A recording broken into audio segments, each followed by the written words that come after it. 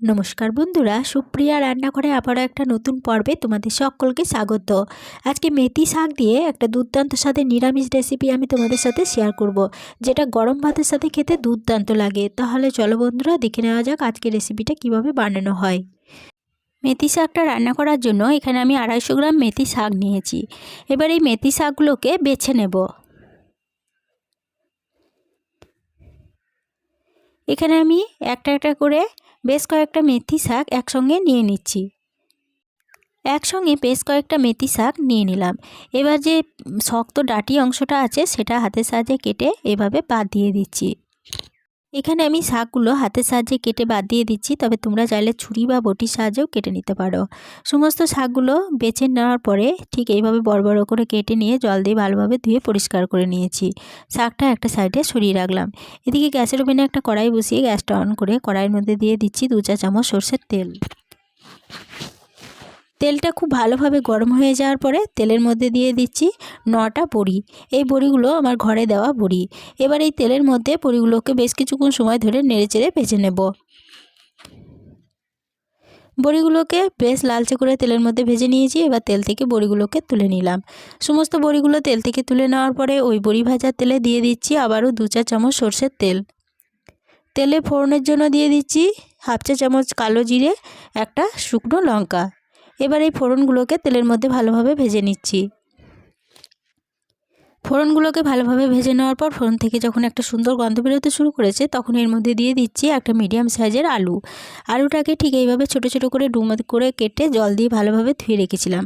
আলুগুলো দিয়ে দিলাম। এবার আলুগুলো তেলের সাথে বেশ কিছুক্ষণ সময় ধরে নেড়েচেড়ে ভেজে নিচ্ছি। তেলের মধ্যে আলুগুলোকে মিনিট 2 মতো নেড়েচেড়ে ভেজে নেওয়ার পরে এর মধ্যে দিয়ে দিচ্ছি একটা ছোট সাইজের বেগুন। বেগুনটাকেও ঠিক এইভাবে ডুমো ডুমো করে একটু বড় করে কেটে রেখেছিলাম। বেগুনগুলো আলুর মধ্যে দিয়ে দিলাম। এবার এই বেগুনগুলো আলুর সাথে একটু নেড়েচেড়ে ভেজে নিচ্ছি। আলুর সাথে বেগুনগুলোকে 1 মিনিট মতো নেড়ে ভেজে নেওয়ার পরে এর মধ্যে দিয়ে দিচ্ছি 1/2 চা চামচ হলুদের গুঁড়ো, আর ঝালের জন্য দিয়ে দিচ্ছি সামান্য পরিমাণ ঝাল লঙ্কার গুঁড়ো। এখানে ঝাল লঙ্কার গুঁড়োটা আমি অল্পই ব্যবহার করেছি, তবে তোমরা যদি বেশি ঝাল খেতে চাও তাহলে ঝালের পরিমাণটা বাড়িয়ে নিতে পারো। এবার হলুদ গুঁড়ো ও লঙ্কা গুঁড়োটাকে আলুর সাথে একটু ভালোভাবে নেড়েচেড়ে ভেজে নিয়ে এর মধ্যে একটা ঢাকা দিয়ে দিচ্ছি। ঢাকা দিয়ে এটাকে বেশ কিছুক্ষণ সময় ধরে ভাজা হতে দেবো। মিডিয়াম ফ্লেমে 4 মিনিট মতো ঢাকা দিয়ে ভাজা হতে দিয়েছিলাম। 4 মিনিট পর ফিরে এসে ঢাকাটা খুলে নিয়ে আলু বেগুনগুলোকে একবার ভালোভাবে নেড়েচেড়ে নিচ্ছি। আর এই 4 মিনিট ঢাকা দিয়ে ভাজা হওয়ার ফাঁকে আমি দুবার আলু বেগুনগুলোকে ঢাকা খুলে নেড়েচেড়ে দিয়েছিলাম। আলু বেগুনগুলো ভালোভাবে ভাজা হয়ে গেছে। এবার এর মধ্যে দিয়ে দিচ্ছি কেটে রাখা মেথি শাকগুলো। সমস্ত মেথি শাকগুলো দিয়ে দিলাম। এবার এর মধ্যে দিয়ে দেবো স্বাদ অনুযায়ী লবণ। গ্যাসের ফ্লেমটাকে এবার হাইতে রেখে সমস্ত উপকরণের সাথে শাকটাকে ভালোভাবে নেড়েচেড়ে একটু রান্না করে নেব।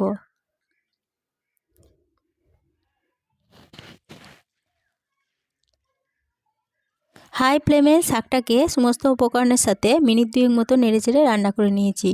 শাকটা বেশ একটু নরম হয়ে গেছে আর শাক থেকে জল বেরোতেও শুরু করে দিয়েছে। এবার এই শাকের মধ্যে একটা ঢাকা দিয়ে দেব। ঢাকা দিয়ে গ্যাসের ফ্লেমটাকে মিডিয়ামে রেখে এটাকে বেশ কিছুক্ষণ সময় ধরে রান্না হতে দেব। ঢাকা দিয়ে মিডিয়াম ফ্লেমে 4 মিনিট মতো রান্না হতে দিয়েছিলাম। 4 মিনিট পর ফিরে এসে ঢাকাটা খুলে নিলাম। ঢাকাটা খুলে নেওয়ার পরে সমস্ত উপকরণ আবারও একবার ভালোভাবে নেড়েচেড়ে নিচ্ছি। সমস্ত উপকরণ ভালোভাবে নেড়ে নেওয়ার পরে এর মধ্যে দিয়ে দিলাম 1 চা চামচ চিনি, আর দিয়ে দিচ্ছি যে বড়িগুলো ভেজে রেখেছিলাম সেই বড়িগুলো ছোট ছোট টুকরো করে নিয়েছিলাম, সেই বড়িগুলো দিয়ে দিলাম। এবার চিনি ও বড়িগুলোকে মেথি শাকের সাথে বেশ কিছুক্ষণ সময় ধরে নেড়েচেড়ে রান্না করে নিচ্ছি। চিনি ও বড়িগুলো শাকের সাথে মিনিট 2 মতো নেড়েচেড়ে রান্না করে নিয়েছি। শাকের জলটা বেশ টেনে গেছে, শাকটা ভালোভাবে শুকনো শুকনো হয়ে গেছে। এবার গ্যাসের ফ্লেমটা বন্ধ করে দিয়ে শাকটা কড়াই থেকে নামিয়ে নেব। মেথি শাকটা কড়াই থেকে নামিয়ে নিয়েছি। গরম ভাতের সাথে পরিবেশনের জন্য মেথি শাকের রেসিপিটা আমার একদম রেডি হয়ে গেছে। আজকে রেসিপিটা প্রথম থেকে শেষ অবধি দেখার জন্য তোমাদেরকে অসংখ্য ধন্যবাদ। রেসিপিটা ভালো লেগে থাকলে ছোট্ট একটা লাইক দিয়ে এরকম নতুন নতুন রেসিপি পেতে প্লিজ আমার চ্যানেলটা সাবস্ক্রাইব করে আমার পাশে থেকো। সকলের সাথে শেয়ার করে দিতে ভুলো না প্লিজ। আজকে রেসিপিটা কীরকম লাগলো কমেন্ট করে জানাতে ভুলো না। আজকে এই পর্যন্তই ছিল। ফিরে আসবো আবার নতুন কোনো রেসিপি নিয়ে।